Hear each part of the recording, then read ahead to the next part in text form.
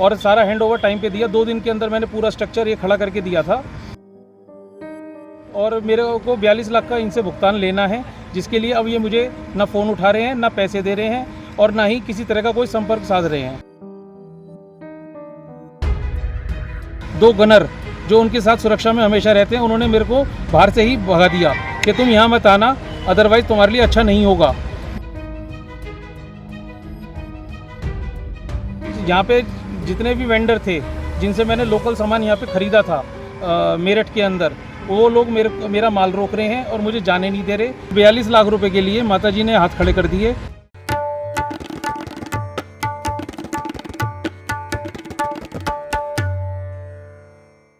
आदाब, नमस्कार। The red mic में आपका स्वागत है। मैं हूं सौरभ शुक्ला।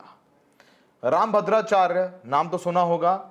रामभद्राचार्य देख नहीं सकते, लेकिन वो अपने बयानों के लिए बहुत चर्चा में रहते हैं।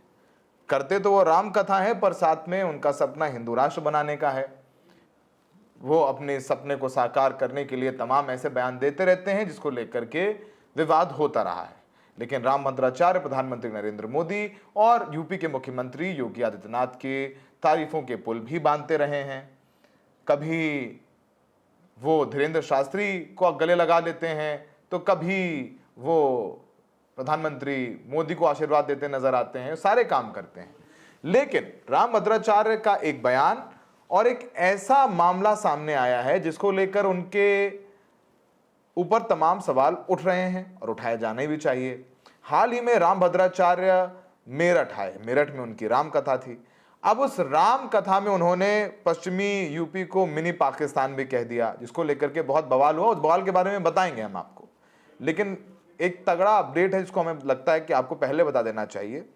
तो एक तो विवाद मिनी पाकिस्तान को लेकर के हो गया। इससे बड़ा एक और विवाद है जो सामने उठ करके आ गया है, जिसके लिए हम आपको सूचित करना चाहते हैं, हम आपको बताने आए हैं। अब ये जो राम कथा हुई, अब जब राम कथा होगी तो फिर टेंट, स्पीकर, तमाम ताम झाम लगता है। अब एसी लगेगा, पंखा लगेगा, बड़ा मंच बनेगा, बहुत पैसा खर्च होता है और इवेंट का जमाना है।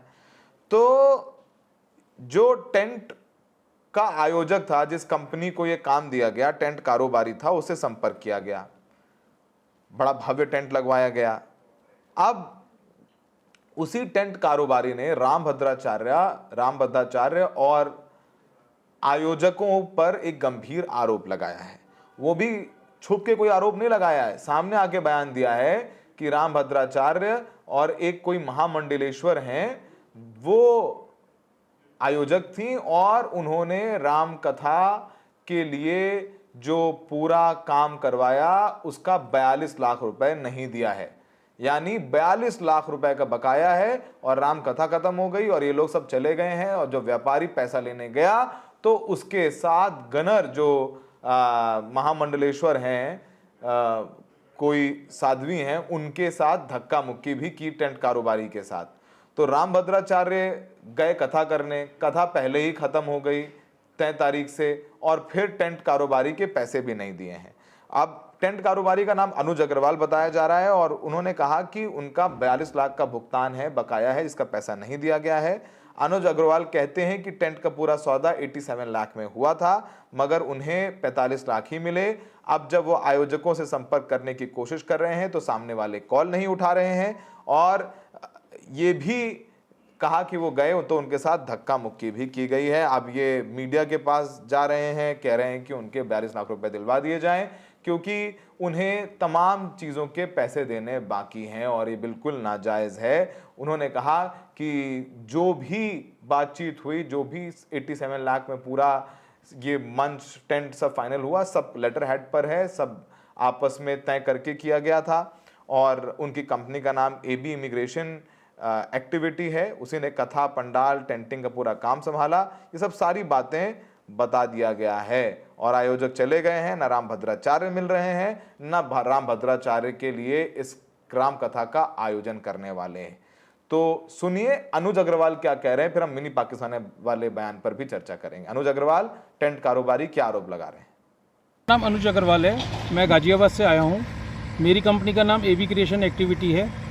ये जो महामंडलेश्वर हैं, माँ लाडली सरस्वती जी, उन्होंने मुझे अपने निवास स्थान ग्रेटर नोएडा आम्रपाली में बुलाया था, लेजर वैली में, और मेरे से सामान सारा तय हुआ था 1,21,00,000 रुपए में, जिसका मैंने अपने फर्म के लेटर हेड पे 1,21,00,000 का इनको कोटेशन दिया था, इनकी संस्था के नाम दिव्य शक्ति ट्रस्ट के नाम से। जिसका उसके बाद जब मेरी उनसे वार्तालाप हुई, मीटिंग हुई और बार्गेनिंग हुई, तब वो हमने काम 87 लाख रुपए में, 80 लाख और प्लस 7 लाख, 87 लाख में हमारा फाइनल हुआ था। जिसके बाद इन्होंने मुझे 4 तारीख को 20 लाख रुपए एडवांस दिए थे, और बाकी इन्होंने मेरे को ये बोला था कि कथा के चलते चलते और कुछ एडवांस और मिला के 87 लाख पूरे कर दिए जाएंगे। लेकिन उसके बाद इन्होंने 20 लाख और दिए और 5 लाख और दिए, जिससे 45 लाख रुपए मेरे पास आए थे। उसके बाद 42 लाख रुपए के लिए माताजी ने हाथ खड़े कर दिए। उनकी किसी भी संस्था को, कई लोगों को मैंने फ़ोन मिलाया, जो कि एक सुनील शुक्ला हैं और एक संतोष शुक्ला हैं। इनको मैंने कई बार फ़ोन मिलाने का संपर्क करा, माताजी को भी फ़ोन मिलाया, लेकिन अंततः उन्होंने मेरा कोई फ़ोन नहीं उठाया। ऊपर से जब मैं उनके निवास स्थान पे गया तो उनके 2 गनर जो उनके साथ सुरक्षा में हमेशा रहते हैं, उन्होंने मेरे को बाहर से ही भगा दिया कि तुम यहाँ मत आना, अदरवाइज़ तुम्हारे लिए अच्छा नहीं होगा। अब मैं आपसे हाथ जोड़ के विनती करता हूँ कि मेरा भुगतान कराया जाए 42 लाख रुपए का, क्योंकि मेरे को कुछ सामान मैंने मेरठ यहीं पे आकर विक्टोरिया पार्क में जो ये कथा का आयोजन था, रामभद्राचार्य जी के द्वारा राम कथा का आयोजन किया गया था, उसके लिए मैं मतलब मैंने आयोजनकर्ताओं ने मुझे बुक किया था, वो मैंने करा था और सारा हैंड ओवर टाइम पे दिया। 2 दिन के अंदर मैंने पूरा स्ट्रक्चर ये खड़ा करके दिया था, और मेरे को 42 लाख का इनसे भुगतान लेना है, जिसके लिए अब ये मुझे ना फ़ोन उठा रहे हैं, ना पैसे दे रहे हैं, और ना ही किसी तरह का कोई संपर्क साध रहे हैं। दूसरी बात, यहाँ पे जितने भी वेंडर थे जिनसे मैंने लोकल सामान यहाँ पे ख़रीदा था मेरठ के अंदर, वो लोग मेरा माल रोक रहे हैं और मुझे जाने नहीं दे रहे, और मेरे को और मेरे बेटे को, मेरे कर्मचारियों को यहाँ पे रोका गया है। आप सभी से मेरी हाथ जोड़ के प्रार्थना है कि कृपा करके मेरा भुगतान कराया जाए, और जिससे मैं अपने वर्करों समेत अपना सामान यहाँ से वापस ले जा सकूँ। कोई प्रेशर भी डाल रही है माता जी, कोई धमकी दे रही है आपको? उनके अंगरक्षकों ने, जो गनर साथ में रहते हैं, वो उन्होंने मुझे उनसे मिलने नहीं दिया। मैंने उनसे मिलने की बहुत कोशिश करी, संपर्क साधने की बहुत कोशिश करी, लेकिन मुझे नहीं मिलने दिया, और ना ही वो मेरा फ़ोन उठा रही हैं। अब सियासी संग्राम हो गया, क्योंकि रामभद्राचार्य जिस मेरठ में, जिसमें 42 लाख रुपए इन्होंने टेंट कारोबारी के नहीं दिए हैं, ये खुद अनुज अग्रवाल आकर के कह रहे हैं कि उनके 42 लाख रुपए बकाया हैं। अब रामभद्राचार्य ने जिस आयोजन के पैसे नहीं दिए टेंट कारोबारी के, उसी आयोजन में एक बयान दिया था, जिसको लेकर के बड़ा हंगामा मच गया। रामभद्राचार्य ने पश्चिमी यूपी को मिनी पाकिस्तान कहा था, और मिनी पाकिस्तान जब उन्होंने कहा तो सवाल उठने लग गए। सवाल उठ रहे थे कि भाई, रामभद्राचार्य ने एग्जैक्ट जो बयान दिया था वो कहा था कि पश्चिमी यूपी आकर मिनी पाकिस्तान जैसे लगता है, उन्होंने ये बात कही। अब जब उन्होंने ये बात कही तो बवाल मच गया। पहली बात तो, अगर किसी इलाके में मुसलमान भारत के रहते हैं तो पाकिस्तान नहीं हो जाता है, ये तो एक बहुत संकीर्ण और संविधान के खिलाफ दिया हुआ बयान है। रामभद्राचार्य पहले भी दलितों को लेकर के बहुत घटिया बयान दे चुके हैं। तो पहले तो हमारे देश के मुसलमानों का अपमान है, खास करके उन मुसलमानों का अपमान है जो पश्चिमी उत्तर प्रदेश में रहते हैं, जिनका स्वतंत्रता संग्राम में उतना ही योगदान है जितना कि किसी हिंदू का। खैर, तो रामभद्राचार्य का यह बयान हुआ कि भाई पश्चिमी यूपी में आकर लगता है कि मिनी पाकिस्तान है। अब माहौल बन गया कि भाई लोग ये कह रहे हैं कि मिनी पाकिस्तान कैसे बन गया। सरकार योगी की है, केंद्र में मोदी, राज्य में योगी, डबल इंजन की सरकार है, और इस डबल इंजन की सरकार में अगर ये सब आरोप लगा रहे हैं तो बिल्कुल नाजायज है, क्योंकि ये भी नहीं कि पहली बार मौका दिया गया है बीजेपी को, लगातार 2 बार योगी जी को मौका दिया गया है और तीसरी बार मोदी जी को मौका दिया गया है। तो मोदी योगी को होते हुए उनके लाडले, उनके सम्माननीय ये कथावाचक रामभद्राचार्य ऐसा बयान कैसे दे सकता है? तो ये भी एक सवाल उठने लग गया।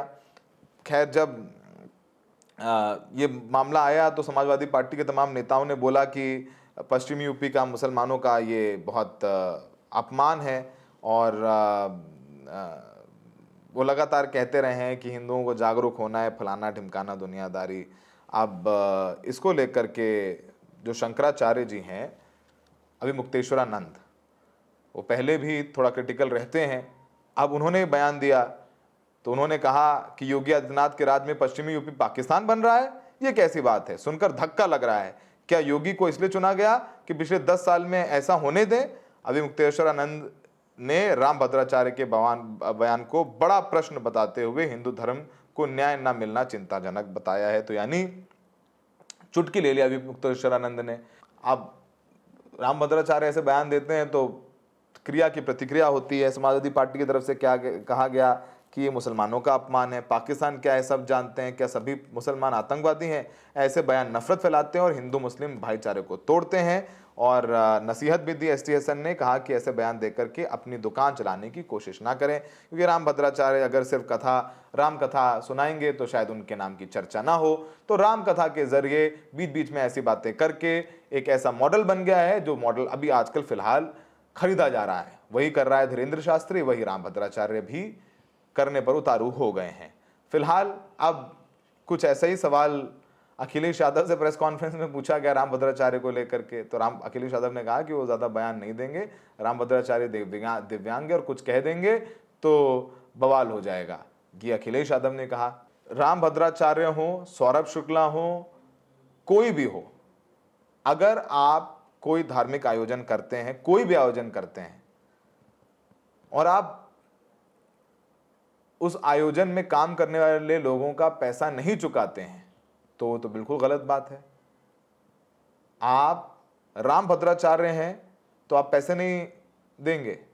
आपके कोई साध्वी महामंडलेश्वर हैं, वो मेन आयोजक करता थी, उनके पास गया अनुज अग्रवाल, तो उसको गनर्स ने धक्का देके निकाल दिया, क्योंकि आपको गनर दे दिए सरकार में, अब गेरुआ वस्त्र पहनते हैं, तो आपके गनर्स जो हैं वो आपकी चोरी चकारी को जो एक्सपोज करने आ रहे हैं उसे धक्का देकर निकाल देंगे। अंत में बात हो या 100 बात की एक बात है कि देश संविधान से चलता है, कानून है। फिलहाल हमें लगा कि ये सब तमाम बातें आपको बता देनी चाहिए कि किस तरीके से रामभद्राचार्य के आयोजन में जो टेंट वाला था उसे 42 लाख रुपए का भुगतान नहीं किया गया। रामभद्राचार्य जी चले गए अपने रास्ते, बाकी लोग चले गए अपने रास्ते। अब ये दर दर की ठोकरें भटक रहा है, कह रहा है मेरे 42 लाख रुपए दिलवा दो। अब मिलते हैं नहीं मिलते हैं, पुलिस कार्रवाई करती है नहीं करती है, राम जाने। हमें देखने के लिए बहुत बहुत शुक्रिया।